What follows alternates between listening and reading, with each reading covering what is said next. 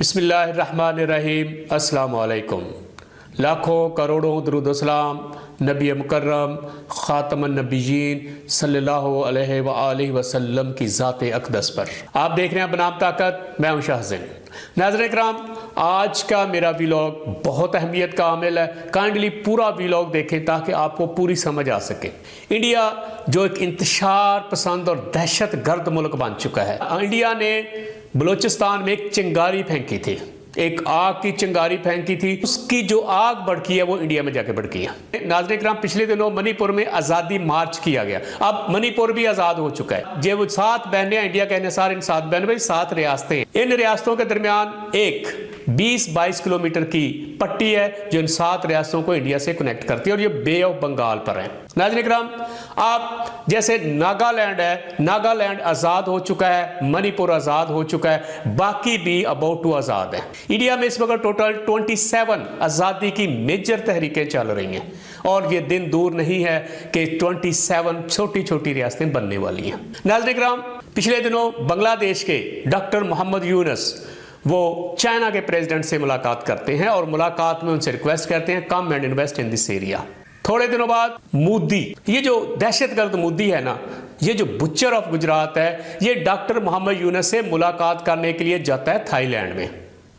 अब डॉक्टर यूनुस ने पहले तो इसको 2-2.5 घंटे इसको इंतजार करवाया और जब मुलाकात हुई तो इसकी शक्ल देखने के काबिल थी। 112 बजे हुए थे, घबराया हुआ था और मोदी डॉक्टर मोहम्मद यूनुस का हैंड ऐसे शेका और डॉक्टर यूनुस इसकी तरफ देख भी नहीं रहा था। और डॉक्टर यूनुस ने वहां पर एक ही मुद्दा उठाया कि हमारे हैंड ओवर की जाए हसीना। ये जो हसीना वाजिद है जिसका तख्ता उल्टा है, तख्ता उल्टने के बाद जो बांग्लादेश में नई हुकूमत आई है, अभी जो इसकी हुकूमत वहां पर चल रही है, उन्होंने कहा जी हमारी वो मुजरिम है, हमें दीजिए, हम इसके ऊपर गद्दारी के मुकदमे चलाकर अपने मुल्क में इसको सजा देना चाहते हैं। और मोदी इसका कोई खतर का जवाब नहीं दे सकता। मोदी के पास जवाब ही नहीं है। वो तो मोदी के कदमों में बैठ के, मोदी के पास बैठ के बांग्लादेश के खिलाफ बातें करती है, बांग्लादेश के खिलाफ वो डिफरेंट हर्जा सराई करती। उसको तो शर्म हया ही नहीं है। तुम्हारा तख्ता उल्टा गया, अगर आप इतनी बहादुर थी तो बैठी रहती बांग्लादेश में, तुम्हें बंगाली बताते तुम्हारा इलाज कैसे करना है। नाज़रीन इकराम, अब ये जो 7 रियासतें हैं जिसमें मणिपुर, मिजोरम, नागालैंड, असम और अरुणाचल प्रदेश,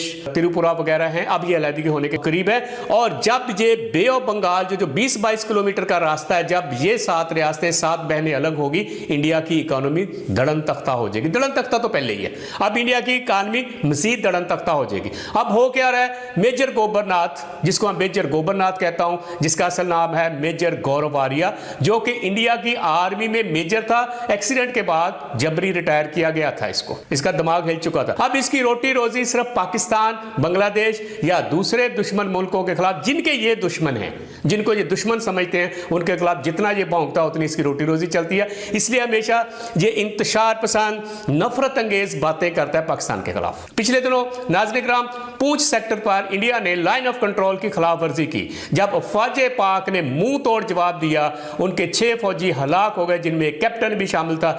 अब वो जब जहन्नम वासल हुए तो इंडिया को आ गया होश। अब इंडिया पाकिस्तान से मोदबाना रिक्वेस्ट कर रहा है कि 2021 वाला जो हमारा सीज फायर एग्रीमेंट है, काइंडली उसको फॉलो किया जाए। अब क्या फॉलो किया, उसको किसने लाइन ऑफ कंट्रोल की खिलाफ वर्जी की थी? मेजर गोबर आर्या। नजर नहीं आ रहा आपको? अब मेजर गोबर आर्या इस कदर सठिया गया कि जो बलूचिस्तान में इन्होंने साजिश खेली थी, जो BLA के साथ मिलकर, जो दुश्मन अलहदा पसंद लोग हैं उनके साथ मिलकर जो एक साजिश खेली थी, जब उसको नाकाम बना दिया गया, ना सिर्फ नाकाम बना दिया गया बल्कि जासूस को भी गिरफ्तार किया जो सारा कुछ कर रहा था, और इसका ऐसा मुंह तोड़ जवाब दिया कि आज तक इंडिया सोचता रहा हो क्या रहा है। अब इसके जो 2-4 गोबर मीडिया हैं, जैसे मेजर गोबर आर्या है, GD बख्शी है, इस तरह के 2-4 इंतशार पसंद है जिनकी रोटी रोजी सिर्फ भौंकने से चलती है। आपको पता होगा नाज़रीन इकराम, जो कुत्ता ज्यादा भौंकता है ना, उसको रोटी कम मिलती है। अब लेकिन ये चूंकि भौंकते इस किस्म के हैं, इसलिए इनकी जो मुन्नी है, जो राह है, वो इनके ऊपर इन्वेस्टमेंट कर रही है। बलूचिस्तान में 280 अरब रुपए की महाना इन्वेस्टमेंट ये सिर्फ इसलिए कर रहे थे उसको अलहदा करने के लिए। मैं आपको एक बात बड़ी वाज़ेह बता दूं, बलूचिस्तान पाकिस्तान का हिस्सा है एंड विल रिमेन पाकिस्तान, और वो हमेशा के लिए पाकिस्तान का है।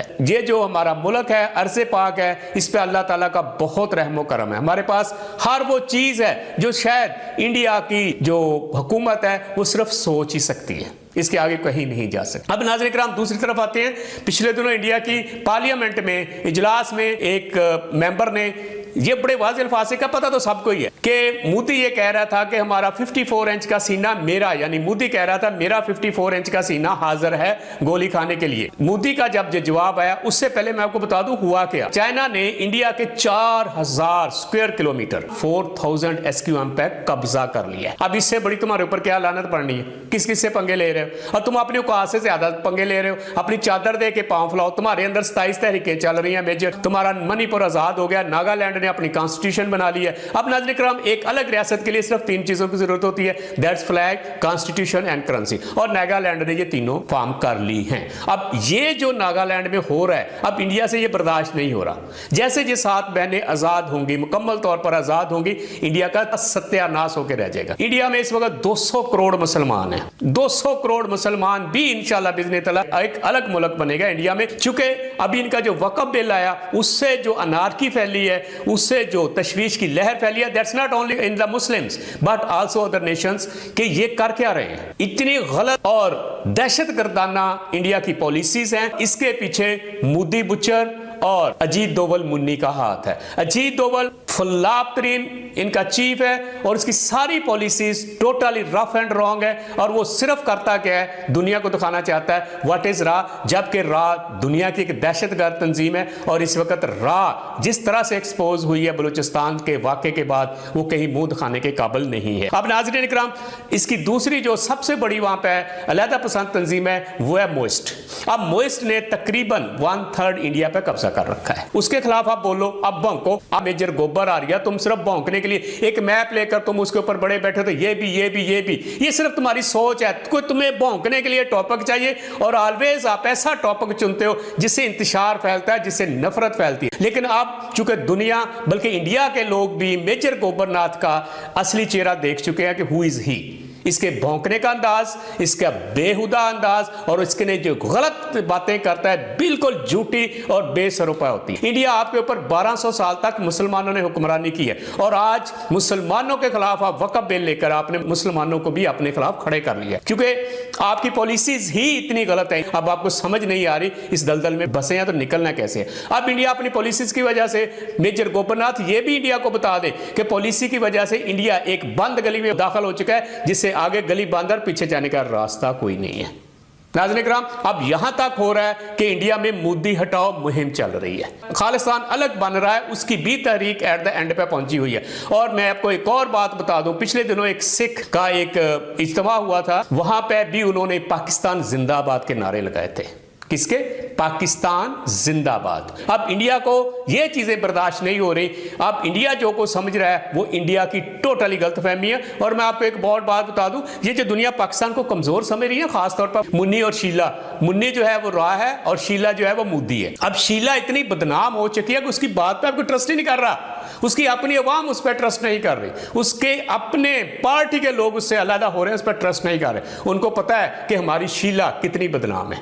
और ऊपर से मुन्नी जो जवान हो चुकी है, मुन्नी हम आपके बाप हैं, आप 1968 में पैदा हुई हैं, हम आपके बाप हैं और बाप से पंगा नहीं लेते। आपने जो चिंगारी फेंकी थी, आग आपके मुल्क में निकल रही है। क्या आप भूल गए हैं मणिपुर में जो उन्होंने आजादी का ऐलान किया? क्या भूल गए वो मुजाहरा कितना बड़ा था? वहां पे मणिपुर में हुआ, ये जो मणिपुर की आजादी पसंद तहरीकियां, उन्होंने इनके फौजियों को अगवा करके रखा हुआ है, इनके थाना जात पैर कब्जा करके हल्ला बोल के सारा असला उठा के ले गए। तुमसे वो तो संभाली नहीं जा रही और तुम चिंगारी फेंक रहे हो बलूचिस्तान में। इंडिया, मुन्नी और शीला, मैं आपको बड़े वाज़ेह अल्फाज में बताता हूं, पाकिस्तान अल्लाह की रहमत है और पाकिस्तान एक नूर है, नूर को जवाल ही नहीं है।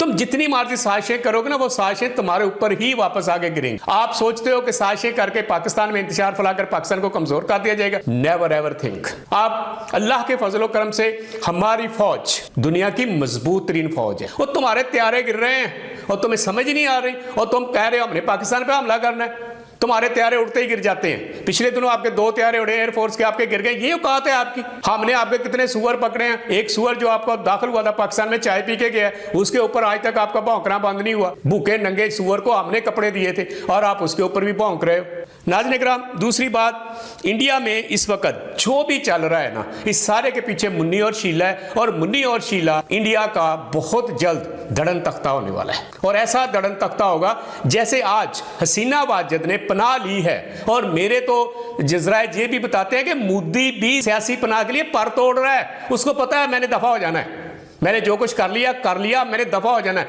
वो कौन सा शादीशुदा, ना उसको आगे आकर ना पीछे है, तंबा पहन के वो घूमता रहता है। उसको तो जो इनके सफारती तल्कात हो उसमें उसको बोलने की तमीज़ नहीं है, कपड़े पहनने की तमीज़ नहीं है। और मेजर गोबर आरिया भौंकता है पाकिस्तानी सियासतदानों पर, पाकिस्तान के फौज पर। तुम्हारी फौज का मैं आपको एक और हाल बुलाता हूँ। पिछले दिनों एक प्रोग्राम चल रहा था जिसमें अमिताभ बच्चन के साथ उनका एक गालिबन एक 2 स्टार जनरल बैठा हुआ था। अब उसकी जरा सठियाई हुई बातें सुने, कोई पागल भी ये सुन के बोले कि ये बंदे पागल हो चुके। मैं आपको उनके फौजी की बात बताना चाहता हूं। वो कह रहा था जी कि जंग लगी है और तकरीबन हमारी फौज मारी जा चुकी है, मैं भी तकरीबन लेटा हुआ हूं। पाकिस्तान का एक सिपाही, पाकिस्तान का एक जवान आता है, वो मेरे सीने पे बरस्ट मारता है। मेरी पॉकेट में पर्स था, पर्स के अंदर 5-5 रुपए के सिक्के थे और वो सिक्के मुझे बचा गए। क्या हुआ? ये क्या सोच है तुम्हारी? फिर कहता है दूसरा फौजी आता है, उसने गन उठाई और मेरे कंधे पे बरस्ट मारा। बिफोर बरस्ट मारने के, अब देखिए कितना टाइम लगता है बरस्ट मारने में।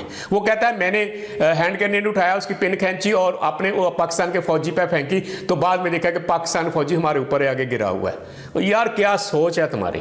वो कोई अंधे, कोई अक्ल के नाखुन। और वैसे ही वहां पर इनके जो लोग हैं, इनके सुनने वाले हैं, इनको जो प्रोग्राम्स में लेकर आने वाले हैं, जिनको पता ही नहीं ये कह क्या रहा है। अब मुझे ये बताएं, इस फिलॉसफी पर कौन यकीन करेगा? मतलब आप खुद को समझते क्या? जबकि जो आपकी पॉलिसियां फौज भर्ती की, उसके खिलाफ इंडिया आपके अंदर मुजाहरे हो रहे हैं, उसके खिलाफ तहरीकें चल रही हैं कि आप गलत सिलेक्शन कर रहे हो। 27 रियासतें अलग होने वाली हैं, नागालैंड अलग हो गया, मणिपुर ने अलग स्टेट का ऐलान कर दिया। अब ये जो 7 सिस्टर हैं, मैं आपको बता दूं, इन अ फ्यू डेज और in a few month they are gonna be the separate states, और इंडिया टोटली कट ऑफ हो जाएगा उनसे। और ये टोटली जो 7 बहनें हैं, ये बंगाल के साथ मिल जाएंगी। बंगाल कितना पावरफुल हो जाएगा। अब मोदी एक बखलाया हुआ इंसान, जिसके अंदर हौसला भी नहीं है, जज्बा भी नहीं है, बात करने की तमीज भी नहीं है, जो सिर्फ अपनी मुन्नी के ऊपर इन्हिसार कर रहा है। जबकि मुन्नी वो मुन्नी है जो कि एक दहशतगर्द इनकी एजेंसी है, वो सिर्फ दहशतगर्दी करती है।